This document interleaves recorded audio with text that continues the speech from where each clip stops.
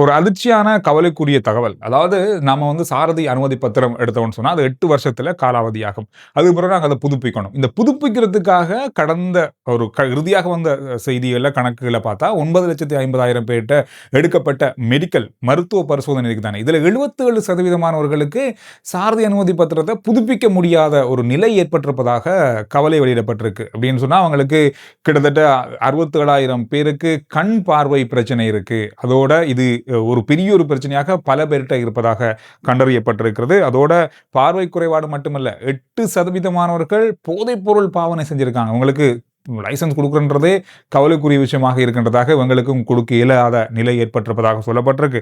அதோட போதைப்பொருள், நீரழிவு, இருதய நோய், ஹை பிரஷர், இந்த மாதிரியான பல நோய்களால 77% மீளவும் சாரதி அனுமதி பத்திரங்களை கொடுக்க முடியாத நிலை ஏற்பட்டிருப்பதாக கவலை வெளியிடப்பட்டிருக்கு. எனவே இது ஒரு கவலைக்குரிய செய்திதான். அதாவது கடந்த காலங்களில் நடக்கிற விபத்துக்களை பார்க்கும்போது இந்த விஷயங்கள் எல்லாமே பார்க்க தெரியுது. எவ்வளவோ விபத்துக்கள், சம்பந்தமில்லாத விபத்துக்கள், உயிரிழப்பு ஒரு நாளைக்கு 8 முதல் 9 பேர் உயிரிழக்கிறாங்கன்னா பெரிய ஒரு அனர்த்தம் தான் நாட்டில் நடக்குது. எனவே இது எல்லாத்தையும் கட்டுப்படுத்துறதுக்காக இப்போ மிக மிக நுணுக்கமாக இந்த சாரதி அனுமதி பத்திரங்கள் கொடுக்கறதுல கவனம் எடுக்கிறாங்க. எனவே இந்த விஷயம் இன்று நாளில் பார்க்கக்கூடியதாக இருந்தது. இதோட எதிர்பார்ப்பு தகர்ந்தது அப்படின்னு சொல்லலாம். யாருக்குன்னு சொன்னா, வாகனம் வாங்க இருக்கிறவங்க இந்த வருஷத்துல வாகனங்கள் விலை குறையும், டாக்ஸ் குறையும், வரி குறையும், இந்த மாதிரி எதிர்பார்த்துருந்தாங்க தானே. அவங்களுக்கு எல்லாருக்கும் சேர்த்து ஒரு குண்டை தூக்கி போட்டிருக்காங்க. அதாவது இந்த டிசம்பர் 31ஆம் தேதி வரைக்கும் மேலதிக வரி விதிக்கப்படுது தானே வாகனங்களுக்கு. இந்த 50% வரி அப்படியே தான் இருக்க போது. அதுல எந்த குறைபாடும் இருக்காது. இது எந்தெந்த வாகனங்களுக்குன்னு சொன்னா, இறக்குமதியாகின்ற ரீகண்டிஷன் வாகனங்கள், அதோடு அதாவது மோடிஃபை பண்ணப்பட்ட வாகனங்கள், இது எல்லாத்துக்குமே இந்த 50% வரி இருக்கும் அப்படின்னு சொல்லியிருக்காங்க. எனவே 2027 தான் இது தொடர்பாக தீர்மானிக்கப்படும். ஏற்கனவே வெளியிட்டப்பட வர்த்தமானி இருக்குதானே, இந்த வர்த்தமானி அடிப்படையில் இந்த தீர்மானம் எடுக்கப்பட்டிருக்கு. எனவே வாகனம் வாங்க இருந்தவங்க என்ன செய்ய போறீங்க? தேவைக்கேற்ற மாதிரி வாகனம் வாங்க தான் போறாங்க. அதுல மாற்றம் இல்லை. லட்சக்கணக்கான வாகனங்கள் இறக்குமதியாகுது தான், அதுல குறைபாடு இல்லை. ஆனா நிறைய பேர் காத்திருந்தாங்க.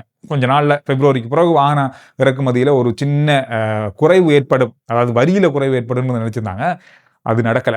ரைட். இன்னொரு முக்கியமான விஷயம், இது ஒரு மிக மிக முக்கியமான விஷயம், நீங்க கவனத்தில் எடுக்க வேண்டிய ஒரு விஷயம். ஏமாந்துடாதீங்க, போய் சிக்கிறாதீங்க. அதாவது கனடாவில் இந்த வருஷம் நடக்க போற அதாவது FIFA உலகக்கிண்ண கால்பந்தாட்ட போட்டிகள் நடக்க போகுது. இந்த கால்பந்தாட்ட போட்டிக்காக செல்வதற்காக FIFA அந்த அதாவது போட்டிகளை பார்க்கறதுக்காக ஒரு விசா, கனடா விசா இருக்கு அப்படின்னு சொல்லி இப்பொழுது ஒரு பெரிய மோசடி நடந்து கொண்டிருப்பதாக சொல்றாங்க. கனடா மற்றும் கனடா தூதரகங்களை பற்றி விசாரிச்சு பார்க்கும்போது FIFAவுக்குன்னு சொல்லி அங்க பார்க்க போறதுக்குன்னு சொல்லி எந்த விதமான விசா நடைமுறையும் இல்லை. இது பொய்யான ஒரு தகவல் மக்கள் மத்தியில் பரவப்பட்டிருக்கு. இதனால பலர் ஏமாந்து போறாங்க, காசு கொடுத்து ஏமாறுறாங்க. எனவே இப்படி ஒரு விசா நடைமுறையே இல்லை அப்படின்றத உறுதிப்படுத்தியிருக்காங்க. நீங்க இந்த உலகக்கிண்ண போட்டிகளை பார்க்க போறதுக்கு FIFA கனடாவில் நடக்க போற இந்த கால்பந்தாட்ட போட்டிகளை பார்க்க போறதா இருந்தா சுற்றுலா விசா மூலமாக நீங்க செல்லலாம். சுற்றுலா விசாவை நீங்க நேரடியாகவே நீங்க அப்ளை பண்ணலாம். அல்லது ETA விசான்னு சொல்லி இருக்கு, எலக்ட்ரானிக் விசா. இந்த விசா மூலமாக கூட நீங்க போகலாம். இதுல பலதரப்பட்ட நிபந்தனைகள் இருக்கு. எனவே இதில் அவங்க என்ன சொல்றாங்கன்னு சொன்னா, அப்படி போறாங்க டூரிஸ்ட் விசா மட்டும்தான் இருக்கு. அதாவது ETA விசா. இந்த FIFAவுக்கு தனியான விசா நாங்க அறிமுகம் செய்யல, அப்படி ஒரு விசா நான் கொடுக்கல, நீங்க அப்படியெல்லாம் ஏமாந்துடாதீங்கன்னு சொல்லியிருக்காங்க. எனவே இந்த விசா டூரிஸ்ட் விசாவால போறவங்க வேலை செய்ய முடியாது, தங்க முடியாது எங்கேயுமே, யாரோ வீட்லையும் நீண்ட காலத்துக்கு, இந்த மாதிரி பல நிபந்தனைகள் அடிப்படையில் இந்த விசா தராங்க. எனவே FIFAவுக்கு சொல்லி விசா தாரன் யாராவது சொல்லி ஏமாத்தினா ஏமாந்துடாதீங்க, அது பொய்யான விசா. இதோட UN ஒரு அறிக்கையை வெளியிட்டிருக்காங்க. இது ஒரு கவலைக்குரிய விஷயம் தான், பரிதாபமான ஒரு விஷயம் தான். அதாவது நம்ம நாட்டில் நடந்த தித்வா புயல்னால பாதிக்கப்பட்ட அந்த இழப்புகளை இவங்க பரிசோதனை செஞ்சாங்க. அவங்களுடைய முழுமையான அறிக்கை வெளியிடப்பட்டிருக்கு. இதுல 6000 வீடுகள் காணாமலே போயிருக்கு. வீடுகளே இல்லை. 1,00,000க்கும் அதிகமான வீடுகள் பகுதி அளவில் சேதமடைந்திருக்கிறது.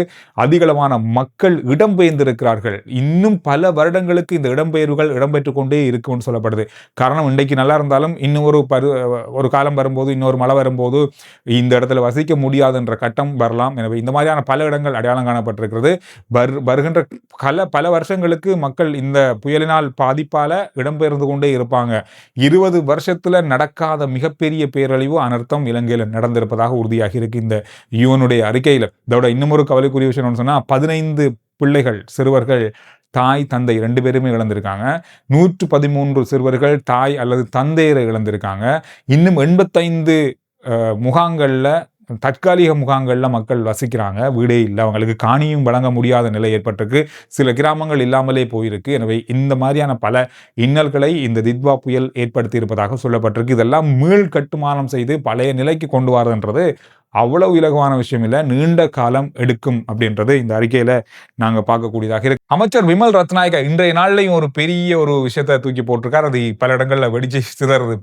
அதாவது இப்ப போதைப் பொருள் பாவனை செய்து அதாவது பேருந்துகளை ஓட்டுற சாரதிகள் கண்டறியப்படுறாங்க. இதையும் தாண்டி என்னதான் சாரதிகளை இவங்க பரிசோதனை செய்து கண்டுபிடிச்சாலும் பஸ் ஓனர்மார்களுக்கு, அதாவது உரிமையாளர்களுக்கு தெரியும் அவங்க போதைப்பொருள் பாவனை செய்கிற ஒருவர் தான் தெரியும். அப்படி தெரிஞ்சு கொண்டு பேருந்தை ஓட கொடுத்தால், அப்படி சிக்கல் பட்டு பரிசோதனையில் மாட்டுப்பட்டா பேருந்து அனுமதி பத்திரம், அதாவது ரூட் பெர்மிட் ரத்து செய்யப்படுவதற்கான நடவடிக்கை எடுக்கப்படும் சொல்லியிருக்காரு. எனவே இந்த விஷயம் பஸ் சாரதிகள் பக்கமாக இருந்து இப்பொழுது பஸ் உரிமையாளர்கள் பக்கமாகவும் சங்க பக்கமாகவும் பெரிய ஒரு வெடிப்பை ஏற்படுத்தி இருக்கிறது.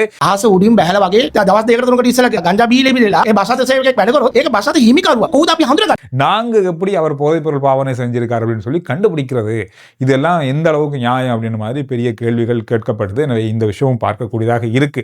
நல்ல விஷயம்தான், ஆனா இதை எப்படி கொண்டு போய் நடத்துறது அப்படின்றத கேட்குறாங்க. அதுக்கு என்ன பதில் அரசாங்கம் சொல்ல போகுதுன்னு தெரியாது.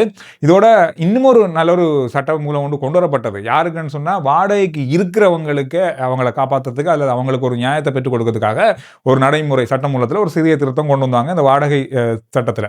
அது இப்பொழுது ஒத்தி வைக்கப்பட்டிருக்கிறது. காரணம், இது மீள் பரிசீலனை செய்யறதுக்கு அரசாங்கம் முடிவு செஞ்சிருக்கிறதா சொல்லியிருக்காங்க. இன்றைய நாளில் சட்டமா அதிபர் உயர்நீதிமன்றத்தில் அதை சொல்லியிருக்காரு. காரணம், இதை சவாலுக்கு உட்படுத்துற மாதிரி ஒரு வழக்கு போட்டிருந்தாங்க. அந்த வழக்கின் அடிப்படையில் தான் இந்த அறிவித்தல் வழங்கப்பட்டிருக்கு. எனவே இதையும் பரிசீலனை செஞ்சு தான் நடைமுறைப்படுத்த போறாங்க. அது வாடகைக்கு இருக்கிறவங்களை பாதுகாக்கிறதுக்கும் அவங்களுக்கு நியாயத்தை பெற்றுக் கொடுக்கறதுக்காக தான் அந்த ஒரு சிறிய அளவான ஒரு மாற்றம் கொண்டு வரப்பட்டது. இதற்கும் பெரிய எதிர்ப்பு இப்ப அதுவும் பரிசோதனைக்கு போயிருக்கு. எனவே இந்த விஷயம் இன்றைய நாளில் மிக மிக முக்கியமான ஒரு செய்தியா இருக்கு.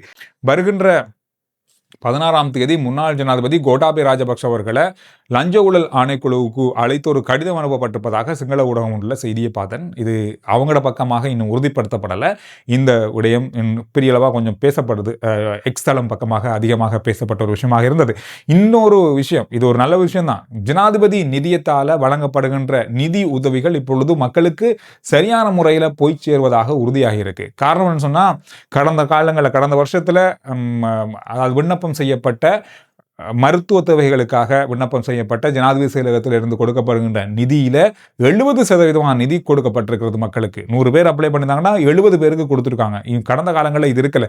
அரசியல்வாதிகளும் தனிப்பட்ட முறையில் சொந்தக்காரர்களும் தெரிஞ்சவங்களுக்காக தான் இது கொடுக்கப்பட்டதாக மிகப்பெரிய குற்றச்சாட்டு இருந்தது. எனவே ஜனாதிபதி நிதியத்தில் மக்களால் வரப்படுகின்ற பணம் மக்களுக்கே வழங்கப்படுகிறது அப்படின்றத உறுதி செய்திருக்காங்க. இது ஒரு நல்ல விஷயமாகவே இருக்கு. இதோட மீனவர்கள் ஜனாதிபதி செயலகம் முன்பாக 5வது நாளாகவும் பெரிய அளவான ஒரு சத்தியாகிரக போராட்டத்தை ஆரம்பிச்சிருக்காங்க, நடத்தி கொண்டிருக்காங்க. இதனால எத்தனை மாதம் போனாலும் எங்களுக்கு ஏற்ற பதில் கிடைக்கல, எங்களுக்கு ஏற்ற சரியான வேலைகள் கிடைக்கல, அல்லது கேள்விகளுக்கான பதில் கிடைக்கலன்னு சொன்னா நாங்க இங்கிருந்து வருடக்கணக்கானாலும் போக மாட்டோம் அப்படின்ற மாதிரி ஒரு சத்தியாகிரக போராட்டத்தை ஆரம்பிச்சிருக்காங்க. எனவே இந்த விஷயங்கள் பரவலா பார்க்கப்பட்ட சுருக்கமான செய்திகள். ஆர்ஜே சந்துரு ரிப்போர்ட் வாட்ஸ்அப் சேனலுடைய லிங்க் முதல் கமெண்ட்ஸ்லையும் டிஸ்கிரிப்ஷன்லையும் இருக்கு. ஃபாலோ பண்ணுங்க. சுருக்கமான, விரைவான, முக்கியமான செய்திகளை நீங்க வாட்ஸ்அப் மூலமாக அறிந்து கொள்ளலாம்.